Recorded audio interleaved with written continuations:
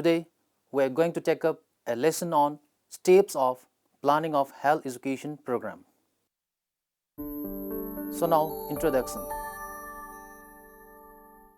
A health education program may be focused both on the individual and society. However, contemporary approaches to health education recognize the importance of various contributions, including concern for the role of society. This perspective recognizes that factors such as income, housing, cultural practices, and the like shape a person's health potential. WHO's targets for health for all recognizes that there are limits to the choices open to individuals, that is, limit imposed by their physical, social, and cultural environments and by their financial means. Planning is one of the most important project management and time management techniques. Planning is preparing a sequence of action steps to achieve some specific goal. It is a process of setting goals, developing strategies, and outlining tasks and schedules to accomplish the goals. If we do it effectively, one can reduce the necessary time and effort of achieving the goal. A plan is like a map. When following a plan, we can always see how much we have progressed towards project goal and how far we are from our destination. Knowing our position is essential for making good decisions on where to go or what to do next. Strategic planning provides a roadmap and directions on how to get there. It is used to guide all decisions. Planning is a continuous process. It is a series of decisions from general strategic decisions based on the collection to analysis of a wide range of information. Careful planning is essential to the success of all health education programs. Planning is deciding in advance what to do, how to do, and who will do it. Planning bridges the gap between where we are and where we want to go. It makes possible things to occur which would not otherwise occur. Planning can be thought of a cycle that has 6 steps. Thus, a planning may be defined as a map, as preparation, as an arrangement. It directs where one wants to go and how to get there and the timetable for the journey. Planning can also identify the journey's milestones. Complete planning sets out indicators for tracking progress and way to measure the progress. After this, we have need for planning. Planning plays an important role in health education. It involves a systematic framework for the proper implementation and promotion of health program. Number 1, to get the desired endpoint right from the very beginning. Number 2, to direct resources to where they will have the greatest impact. Number 3, to ensure the development and implementation of the effective and appropriate health promotion programming. Further, following points are to be kept orderly in mind while planning. That is, number 1, defining community health problems. Number 2, identifying unmet needs. Number 3, surveying resources to meet them. Number 4, establishing priority goals that are realistic and feasible. Number 5, projecting administrative action to accomplish the purpose of proposed program. So now we have initiative of health planning. The health planning process occurs within the health services sector, usually initiated by government or bodies delegated by government to manage health resources in an area, such as a regional health authority and local health integration network, which are designated to manage local health planning efforts. A health planning process may also be led by service providers such as mental health agencies, hospitals, public health agencies, and other service providers to help them define future roles or immediate service goals. Professional associations may also establish planning processes to address area of interest. After this, we have principles of planning in health education. There are 6 important principles of planning in health education. They are: number 1, it is important that plans are met with needs and contexts of the community in mind. One should try to understand what is currently happening in the community that he works in. Number 2, consider the basic needs and interests of the community. If the person does not consider the local needs and interests, then the plan will not be effective. Number 3, plan with the people involved in the implementation of an activity.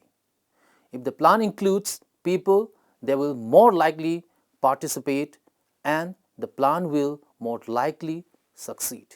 Number 4, identify and use all relevant community resources. Number 5, planning should be flexible, not rigid. It can also be modified when necessary. Number 6, the plan activity should be achievable and take into consideration the financial, personnel, and time constraint on the resources available. So, one should not plan unachievable activities. So now we have steps of planning. At its core, health planning follows the same basic steps that any planning process follows. In health planning, these steps constitute a cycle that is normally repeated in terms of planning for program, systems, populations, or health goals. Generally, there are 6 different steps in planning. These include step 1, that is assess need. Step 2, that is identify and prioritize. Step 3, that is set goals and objectives. Step 4, that is develop strategy. Step 5, that is implementation. Step 6, that is monitor and evaluate. Now we have step 1, that is assess need.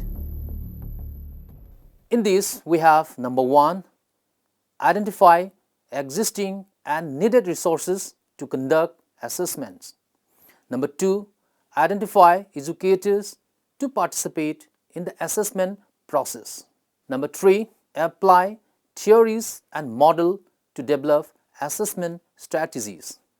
Number 4, develop plans for data collection, analysis, and interpretation. Number 5, engage educator to participate in the assessment process. Number 6, integrate research design, methods, and instrument into assessment plan. Number 7, identify emerging health education needs. Number 8, report assessment findings. After this, we have step 2, that is identify and prioritize. In this, number 1, incorporate principles of community organization. Number 2, identify priority populations. Number 3, communicate need for health education to priority population and the educators. Number 4, develop collaborative efforts among priority population and the educators.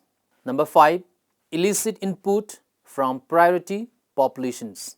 Number 6, obtain commitment from priority populations. Then we have step 3, that is set goals and objectives. For this, we have number 1, use assessment results to inform the planning process. Number 2, identify desired outcomes utilizing the needs assessment results. Number 3, select planning models for health education. Number 4, develop goal statement. Number 5, formulate specific, measurable, attainable, realistic, and time-sensitive objectives. Number 6, assess resources needed to achieve objectives. So now we have step 4, that is develop strategy. Number 1, assess efficacy of various strategies to ensure consistency with objectives. Number 2, design theory-based strategy and interventions to achieve stated objectives. Number 3, select a variety of strategies and interventions to achieve stated objectives. Number 4, comply with legal and ethical principles in designing strategies and interventions. Number 5, apply principles of cultural competence in selecting and designing strategies and interventions.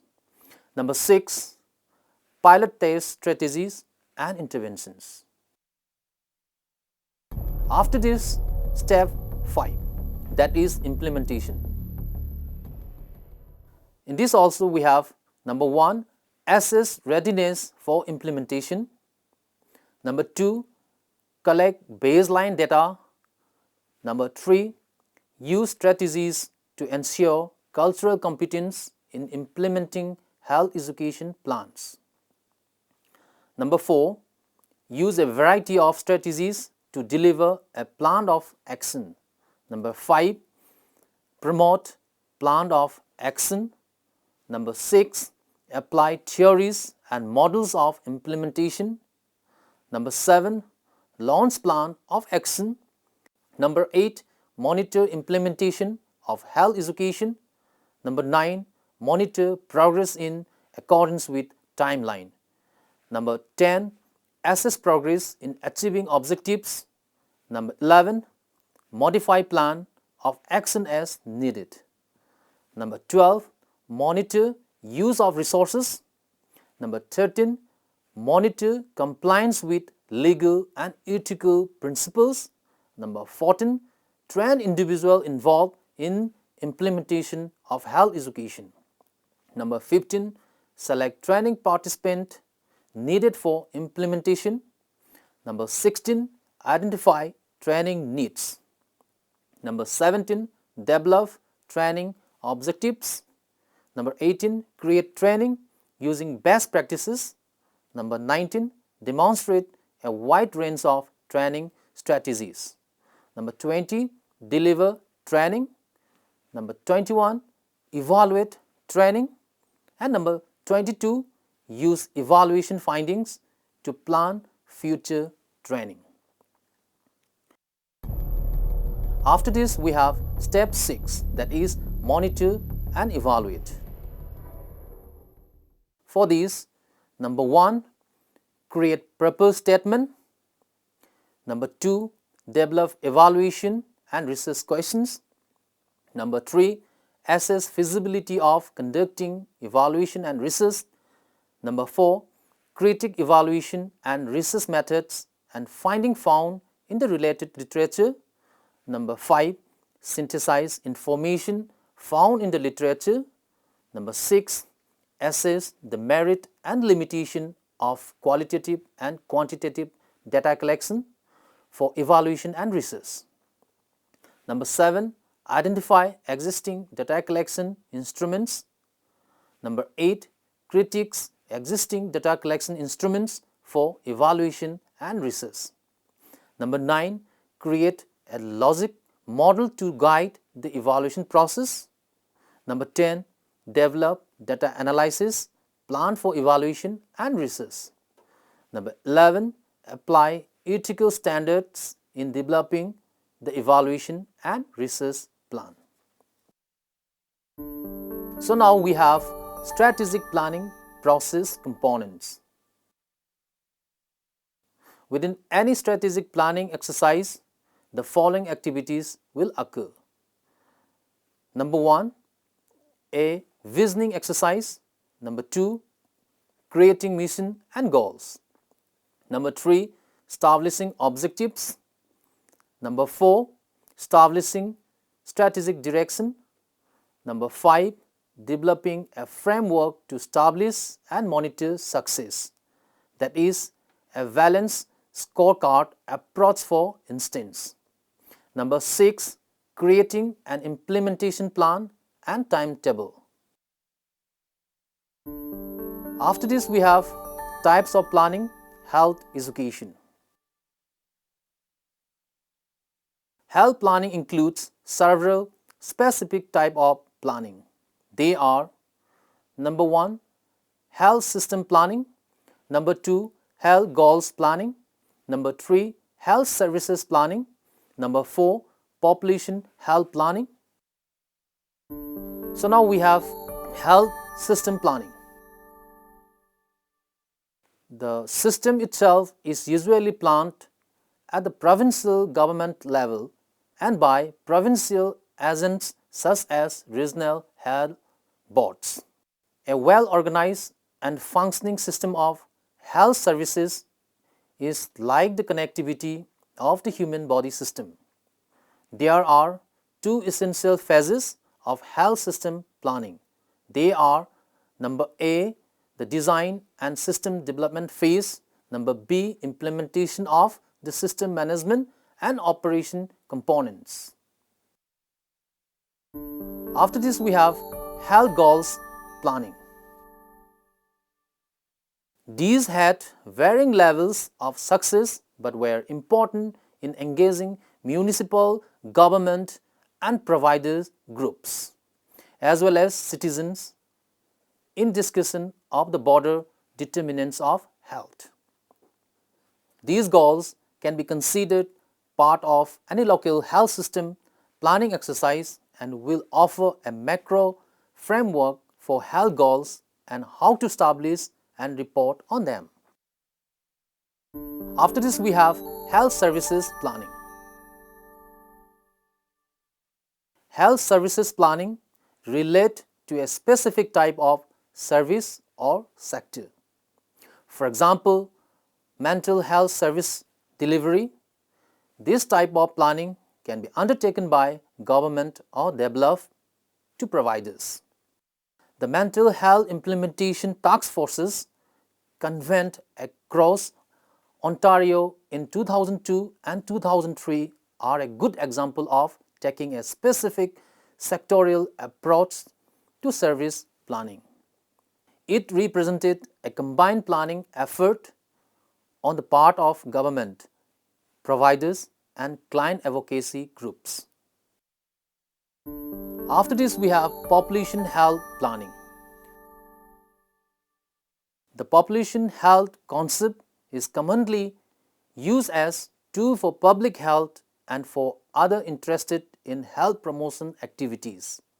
Population health starts from the premises of understanding and then improving the health status of a particular population or the population of a community as a whole.